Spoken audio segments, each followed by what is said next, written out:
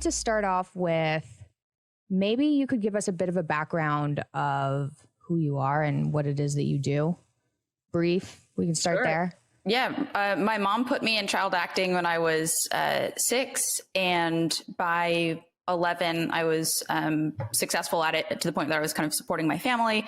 And then by 14, I got like the role that I would say I became most known for on a really popular show called CARLY.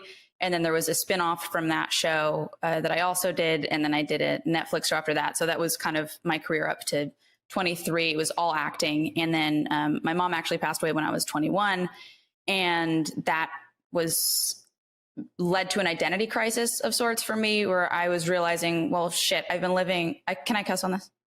Mm-hmm. Yeah.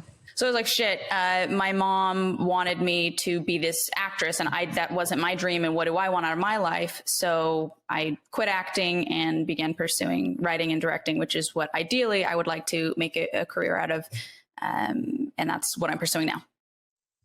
Yeah. So that must have been weird. There's a bunch to get into, but that must have been strange as like a total kid, being the main moneymaker for your family.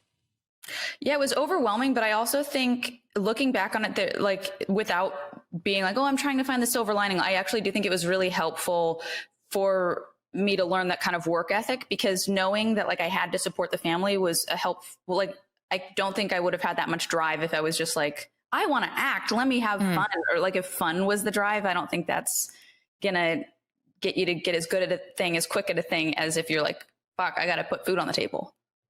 Yeah, that's for sure. So I knew you grew up in a Mormon family too, right? Oh yeah. So how did that start? Like, how did your mom get into, putting you into acting, and how did you end up growing to get as big as you are? I mean, I have complex feelings toward religion. I'd love to hear kind of your thoughts on it overall as well, because it's just, I think it's such an interesting topic, and something that so kind of can be so fun to get into, and why people believe what they believe and how. But my mom, so my grandma grew up in Eureka, Utah, which was like heavy into Mormonism. So I guess she was baptized, but they never went to church, were not active remotely, just baptized Mormon and kind of left it at the door. And then my mom got breast cancer for the first time when I was 2 years old. And all of a sudden we just started going to church all the time. So my sort of harsh judgment toward religion, or at least my family's experience with it, is that my mom just like threw herself at religion as soon as her life wasn't going well, in an attempt of like, God, please help me. And then because she did have this miraculous recovery, she had stage 4 metastatic ductal carcinoma. The doctors told her she would not survive, and she did. And I think because of that, she thought, well, it's all because of God. So then she kind of like threw herself even more into religion after her recovery. Okay, that's really interesting. My mom got diagnosed with like deadly cancer. It was called collecting duct carcinoma. And she was given 8 months. This was a couple of years ago. Oh my God. Oh yeah, it was, I mean, you've obviously been there, and your mom passed away, but it was not good. And she miraculously survived, even though everyone said she wasn't going to. And she's found God. So she's become, she was always like, there was always the idea of maybe going to church. And I think I went to church maybe twice as a kid, like, or maybe for a couple of Christmases. So it wasn't a big thing. We were more into, the stories behind the Bible and kind of the philosophy behind it. But more recently, like my mom, I would say, has refound religion or found God. And that really had to do with her recovering miraculously from this cancer. So I remember, I think it was Eminem. He came out with something, and he got really angry at being approached at a restaurant or something. And me as a kid, I was just like, well, like that's kind of what you get for being in the pub. Like, I think there's a level of, don't want to say like resentment or anger for people looking in, but they're kind of like, well, you're a celebrity. Like, what do you expect? And then I know I've noticed through mainly being around my dad and I'm not putting any negativity there, because most people who approach him are really kind, and it's been overwhelmingly positive, but it's still like, sometimes when you're having dinner, it's like, I just want to have dinner. So it's weird. It's a weird situation.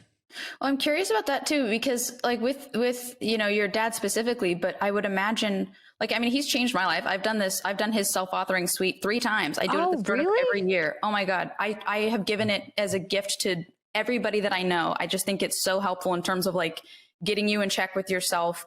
And it's the most realistic approach to like accomplishing your goals and getting your life on track that I've ever seen. It's like, why would, you know what I mean? Why was I want everybody I know to do it. Oh, that's cool to hear.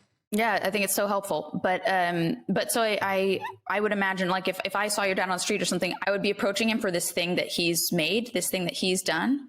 I resented fame. I really did, because it was like people were coming at me constantly for a thing that I was ashamed to be a part of.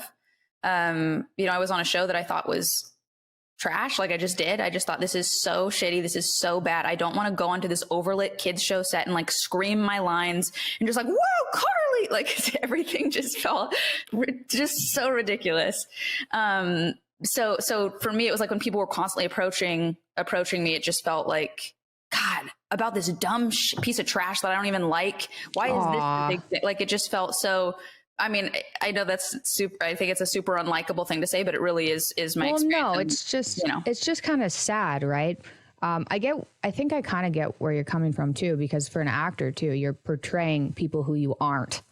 So then you might be approached, I don't know, but you might be approached on the street from someone who treats you like the character you're portraying, whereas somebody like Dad wouldn't exactly have that happen. Sure. Yeah. I mean, people would come up to me. I played like kind of a punky teen on TV, a girl who had been to juvie. And at the time I was like 14, but seemed more like a 7-year-old emotionally. Like I was very emotionally underdeveloped. So people are coming up to me being like, hey, Sam, like, and I'm going, hi, like just a nervous wreck. And they're like, oh, you're not cool. Never mind.